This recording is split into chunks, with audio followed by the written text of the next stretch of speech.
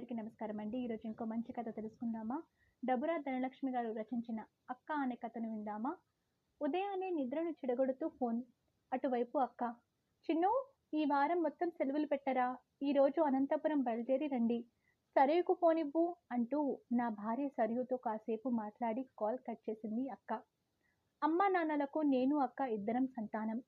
చిన్నప్పుడే అమ్మా నాన్న ఎంతో కష్టపడి డబ్బు పోగేసి హిందూపురంలోని దశరథరామయ్య కాలనీలో సైట్ కొని కొంత అప్పు చేసి ఇల్లు కట్టించారు అప్పట్లో. విశాలమైన మా ఇంట్లో అన్ని గదుల్లో నీలపు బండలు కాక కడప బండలు వేయించడం అంటే కొద్దిగా గొప్పగా చెప్పుకునేవారు. నేను అక్క శ్రీకంఠపురం స్కూల్లో చదివేవాళ్ళం. ఆ కాలపు చదువులే వేరు. టీచర్లు కూడా చాలా మంచివారు. నేనేమో అల్లరి ఎక్కువ. నా వల్ల గొడవలు కూడా ఎక్కువే. నేను పుట్టక ముందు అమ్మా నాన్న అక్క ఒక్కతే చాలనుకున్నారట. అక్క పుట్టగానే ఎర్రగా దబ్బ పండులా ఉన్న అక్కను చేతుల్లోకి తీసుకొని నాన్న కన్నీళ్లు పెట్టుకున్నారట. చనిపోయిన మా నాన్నమ్మ గుర్తుకొచ్చి. అందుకే అక్కకు జన్మ నక్షత్రంను బట్టి సువచల అని పేరు పెట్టి తన తల్లి పేరైన శ్రీలక్ష్మి నుంచి ముద్దుగా శ్రీ అని సిరి అని పిలిచేవారట. అక్కకు ఆడుకునే తోడు లేక ఒంటరిగా అనిపించేదట. చుట్టుపక్కల పిల్లల స్నేహం కోసం ఎదురు చూసేదట. వాళ్ళేమో ఒక్కో ఇంట్లో ఇద్దరు ముగ్గురు పిల్లలుండడంతో ఎవరికి వారే ఉంటూ అక్కను ఒంటరిగానే వదిలేసేవారట. ఇది గమనించిన అమ్మా నాన్న రెండో బిడ్డగా నాకు జన్మనిచ్చారు. ఇక అప్పటి నుండి అక్క నన్ను ఒక క్షణం వదిలి ఉండేది కాదట. స్కూల్లో ఇంకా ఇంటి చుట్టుపక్కల నా తరపున వచ్చే గొడవలు ఇంటి వరకు రాకుండా అక్కే సర్ది చెప్పేది. రోజు అక్కే నా స్కూల్ బ్యాగు మోసేది. అక్కకు నాకు 8 ఏళ్ల తేడా. నా కోసం 6వ క్లాస్లో చదివే అక్క 4వ తరగతిలోకి మార్పించుకుంది. నన్ను చిన్నపిల్లాడిలా చంకన ఎక్కించుకొని ఆటలాడేది. పొరుగింట్లో పెద్ద నెల్లిక్కాయలు ఉసిరి చెట్టు ఉండేది. ఆ ఇంట్లో ఉండే సరస్వతి బామ్మ కొంచెం కోపిష్టి. నాకేమో ఆ పుల్లటి తియ్యటి నెల్లిక్కాయలంటే ఇష్టం. ఒకరోజు రాత్రి అక్క వాళ్ళింటికి ప్రహరీ గోడ దూకి నెల్లికాయల్ని తీసుకొని ఇటువైపుకు గోడ వద్ద జాగ్రత్తగా దిగబోయి పొరపాటున కింద పడింది. అక్కకు కుడి చెయ్యి ఫ్రాక్చర్ అయ్యింది. అమ్మ నాన్న హాస్పిటల్కి తీసుకెళ్లి కట్టు కట్టించారు. అక్క నా పేరు చెప్పకుండా తనకి నెల్లికాయలు ఇష్టమని చెప్పి అమ్మ నాన్నతో తిట్టించుకుంది. ఇక మేము స్కూల్ నుండి వచ్చేదారిలో ముళ్ళున్న బ్రహ్మజేముడు చెట్టుకి ఉన్న ఎర్రటి కాయలు చూస్తే నాకు నోరు ఊరేది. అక్క వాటిని జాగ్రత్తగా తుంచి పేపర్తో వాటి ముళ్ళు పోయేలా విదిల్చి కాయలతో ముళ్ళు లేకుండా ఉండే భాగాన్ని తినిపించేది. పొరపాటున నాలుకకు ముళ్ళు అంటుకుపోతే గట్టిగా ఏడ్చేవాణ్ణి. అక్క సముదాయించి పిన్నీసుతో జాగ్రత్తగా ముళ్ళు తీసేసేది. స్కూల్ నుండి వచ్చే దారిలో కొంతమంది అన్నలు క్రికెట్ ఆడుతుంటే నేను ఆడాలంటూ మొండికేసేవాణ్ణి. అక్క వెళ్ళి వాళ్ళని బతిమలాడి బ్యాట్ తెప్పించేది. నేను బంతిని బ్యాట్తో కొడితే పరుగున వెళ్ళి తీసుకొచ్చేది. సాయంత్రాలు ట్యూషన్కు వెళ్ళేవాళ్ళం. వీధి చివరే ట్యూషన్. అప్పట్లో నా వయసు 10 ఏళ్ల లోపే. ఒక్కొక్కసారి ట్యూషన్లోనే నిద్రపోయేవాణ్ణి. అప్పుడు అతి కష్టంగా భుజాన మోసుకుంటూ ఇంటికి తీసుకొచ్చేది. ఇంటి దగ్గరలోని షాప్లో అక్క చాక్లెట్లు బిస్కెట్లు కొని నాకు ఎక్కువ ఇచ్చేది. అక్క నన్ను ముద్దుగా చిన్ను, ఇంకా చిన్నోడా అంటూ ఎంతో ఆప్యాయంగా పిలిచేది. ఇలాంటి సమయంలో మా కుటుంబానికి అనుకోని ఉపద్రవం. నాన్న తన పూచికత్తుపై తన స్నేహితుడికి అప్పు ఇప్పించాడు. ఆ స్నేహితుడు అప్పు కట్టలేదు. ఆ అప్పు నాన్నపై పడింది. నాన్న ఈ సమస్యల దిగులుతో ఒకనాడు నిద్రలేవలేదు. అనంతలోకానికి శాశ్వతంగా చేరిపోయాడు. అప్పులు వాళ్ళు అమ్మ చేతిలో కొంత డబ్బు పెట్టి ఇల్లు స్వాధీనం చేసుకున్నారు.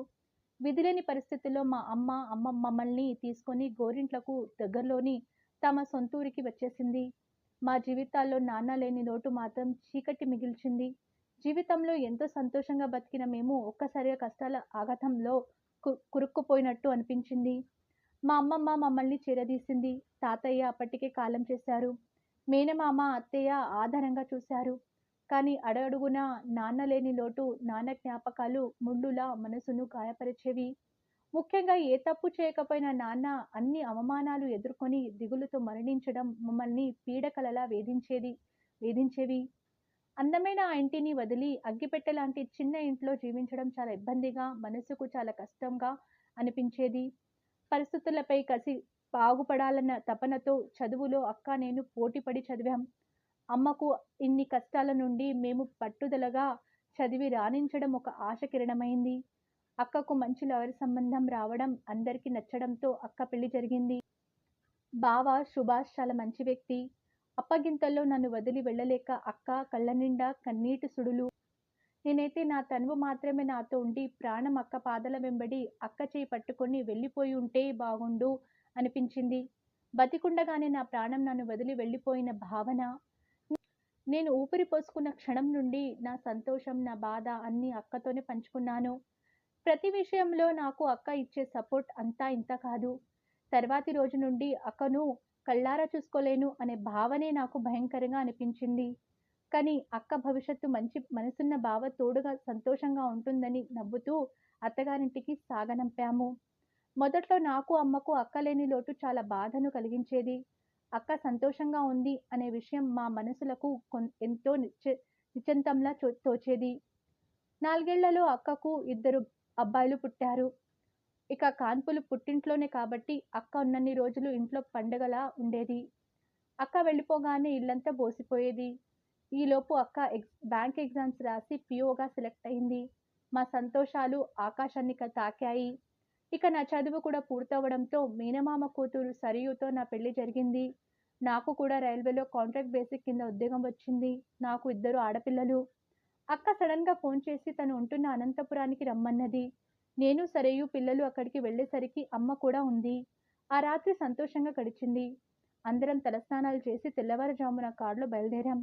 ఎక్కడికి వెళ్తున్నాం అడిగిన మాకు సస్పెన్స్ అంది అక్క. కారులో చల్లటి గాలికి నిద్ర పట్టేసింది.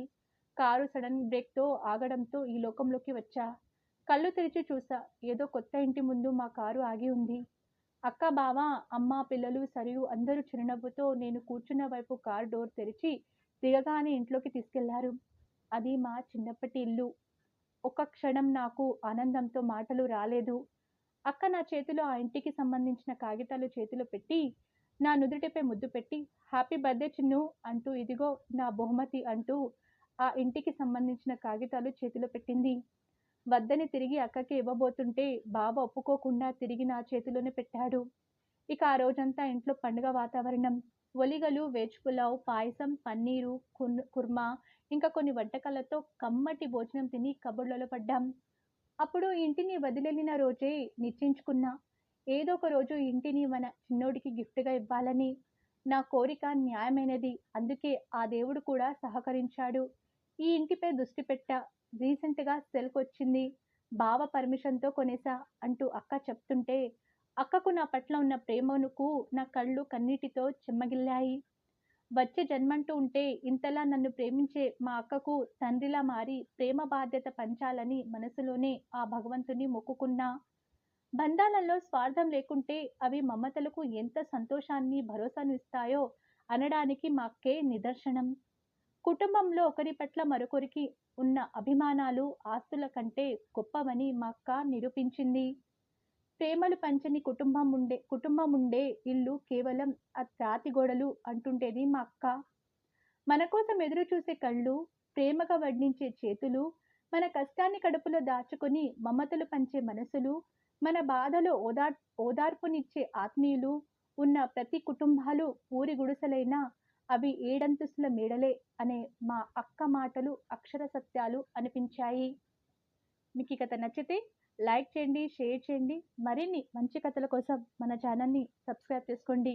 ధన్యవాదములు.